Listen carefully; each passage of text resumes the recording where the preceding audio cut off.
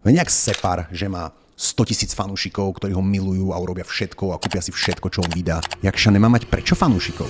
Teraz tuto je spolupráca s Mercedesom a to nie je jediná spolupráca s takouto veľkou značkou. On tu má, že s Mercedesom spoluprácu, potom má s Old Spice spoluprácu. Prečo to chcú tie značky? Lebo on nemá nejaké úžasné dosahy. Keď si pozriete, tak na tomto videu s Mercedesom má, že 1600 lajkov. 1600 lajkov mám, keď si odfotím selfie. Aj viac. Že 1600 lajkov to je nič. 1600 lajkov má hociaká čajočka. Prečo s ním Mercedes chce spoluprácu? Komu to on predá? On nemá reálne fanúšikov, Jakša, lebo ty nemáš byť čoho fanúšik. On nerobí nejakú tvorbu, ktorej sa dá byť fanúšik.